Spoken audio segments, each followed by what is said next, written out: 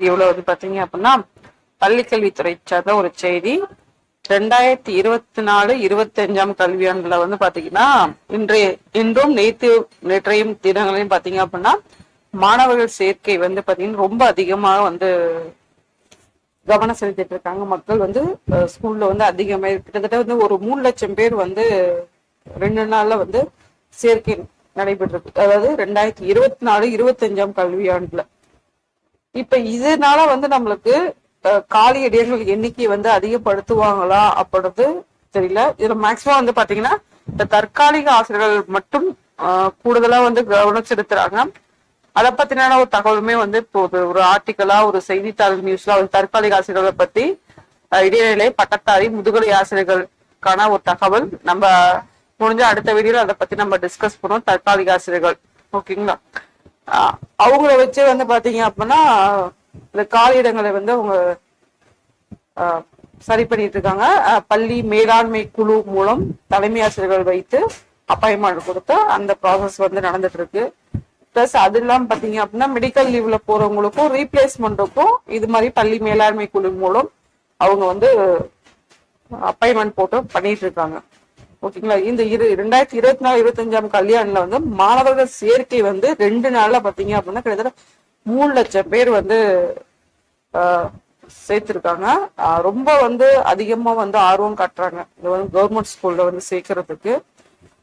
ஆனா நிதித்துறை பிரச்சனையால வந்து நம்மளுக்கு இதுக்கான வேக்கன்சி வந்து எப்படி வந்து கொடுக்குறாங்க, இல்ல தற்காலிக ஆசிரியர்களாகவே நியமிக்கிறாங்களா, இல்ல வந்து இப்ப UGTRB எக்ஸாம் நடந்திருக்கு அதுல வந்து ஆட் ஆன் பண்றாங்களா அப்படின்றது கண்டிப்பா வந்து நம்மளால சொல்ல முடியாது.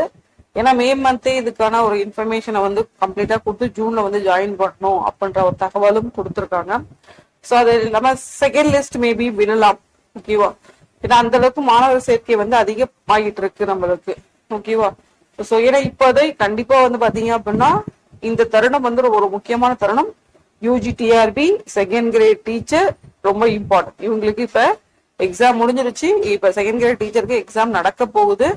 ஓகேவா, அப்படின்ற பட்சத்துல இதுல வந்து வேக்கண்ட் வந்து ஆட் ஆன் பண்ணலாம். ஆல்ரெடி நிறைய வேக்கண்ட் வந்து இருக்கு.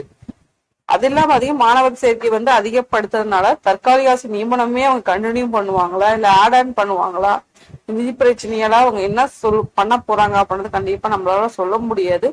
ஆனா என்ன அப்படின்னா இந்த காலியிட எண்ணிக்கை இந்த செகண்ட் கிரேட் டீச்சரும் சரி UGTRBன்னு பாத்தீங்க அப்படின்னா கண்டிப்பா வந்து இப்ப இந்த ரெக்குயர்மெண்ட் கண்டிப்பா வந்து ஆட் ஆன் கண்டிப்பா பண்ணுவாங்க.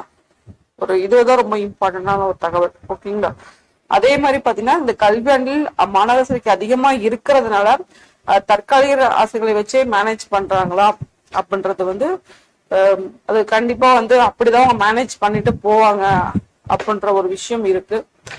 இல்ல வந்து ஆட் ஆன் பண்ணி அவங்க போஸ்டிங் இன்க்ரீஸ் பண்றாங்களா அப்படின்றது தெரியாது. ஆட் ஆன் பண்ணாங்க அப்படின்னா காலியிடங்கள் வந்து நம்மளுக்கு வந்து அதிகமா நம்மளுக்கு இருக்கும். சரிங்களா, சோ இந்த ஒரு மாணவர் சேர்க்கை பத்தியும் பள்ளிக்கல்வித்துறை பத்தியும் UGTRB செகண்ட் கிரேட் டீச்சர் பத்தியும் சொல்லணும். அது இல்லாம பார்த்தா முதுகலை ஆசிரியருக்கான ஒரு இன்னும் நோட்டிபிகேஷன் நம்மளுக்கு வரல. அது டெட் முடிஞ்சதுக்கு அப்புறம் தான் அதோட நோட்டிபிகேஷன் வரும்.